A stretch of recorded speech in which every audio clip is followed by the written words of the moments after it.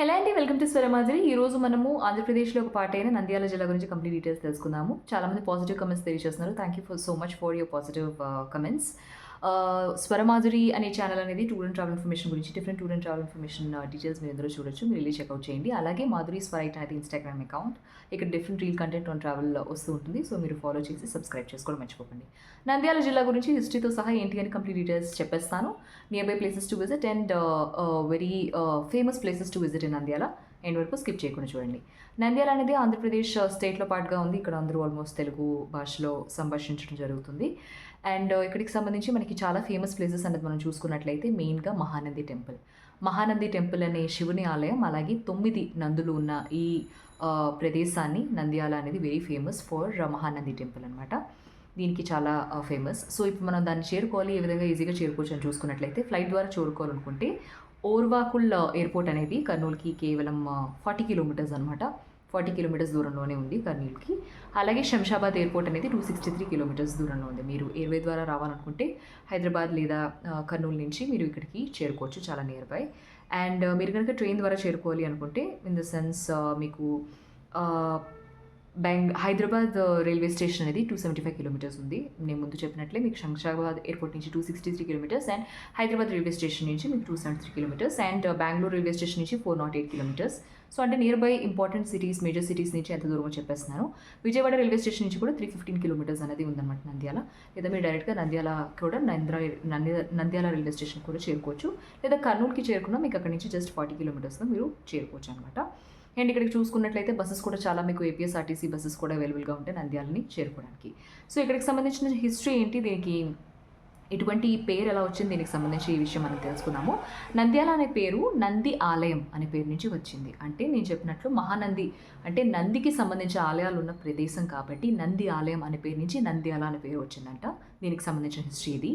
ఈ ప్రదేశం దాదాపు 9 నంది ఆలయాలకు కేంద్ర బిందువు మరియు విజయనగర రాజ్యం కాలం నుండి 9 నంది దేవాలయాల కారణంగా ఇది ముఖ్యమైన యాత్రా స్థలంగా ఉండేదన్నమాట. సో ఇక్కడ మహానంది అని 9 నందుల ఏదైతే ఉందో దాని నుంచి దీని పేరు వచ్చింది. అలాగే అప్పటి కాలం నుంచి ఇది చాలా famous for this temple visit అనమాట. ఇదే కాకుండా ఈ జిల్లా ఉత్తరాన కృష్ణా నదులు, అలాగే తెలంగాణ రాష్ట్రంలోని మహబూబ్ నగర్ జిల్లా, అలాగే దక్షిణ కడప మరియు అనంతపురం జిల్లాలు, పశ్చిమాన కర్నూలు జిల్లా మరియు తూర్పున ప్రకాశం జిల్లా సరిహద్దుల్లో ఉంటాయి. సో ఇవి వీటికి వచ్చిన సర్క్యులర్ ప్లేసెస్ అనమాట.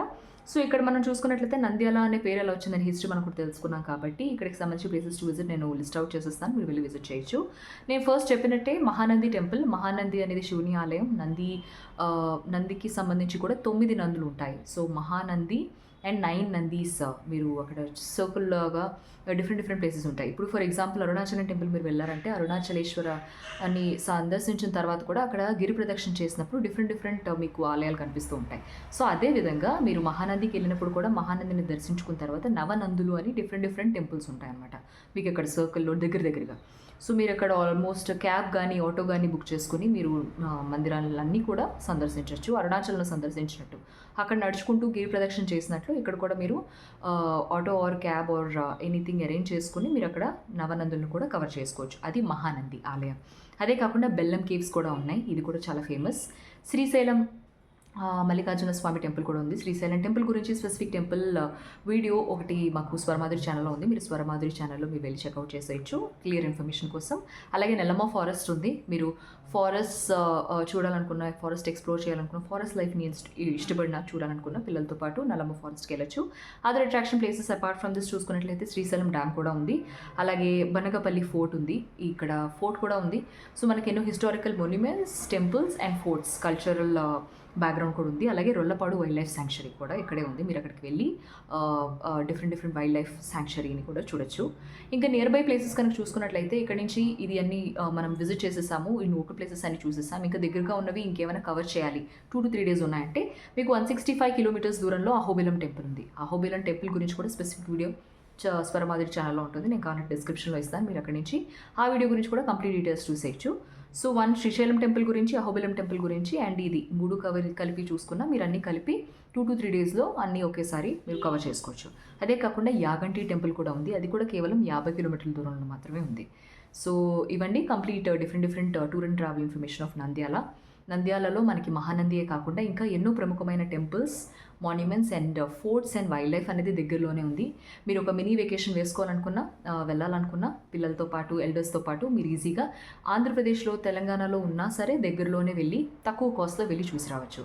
చూసారు కదండి కంప్లీట్ ఇన్ఫర్మేషన్ అబౌట్ మన నంద్యాల. మీకు నచ్చినట్లయితే ప్లీజ్ లైక్ చేయండి. నంద్యాల ఎవరైనా చూస్తున్నారంటే ప్లీజ్ మీ ఫ్రెండ్స్ అండ్ ఫ్యామిలీకి షేర్ చేయండి. ఇంకా ఏ ప్లేసెస్ గురించి మీరు తెలుసుకోవాలనుకుంటున్నారో నాకు వీడియోలో కమెంట్ చేసి చెప్పండి. దాన్ని బట్టి నేను మీకు ఆ ప్లేస్ గురించి కూడా ఎక్స్ప్లోర్ చేసి చెప్తాను.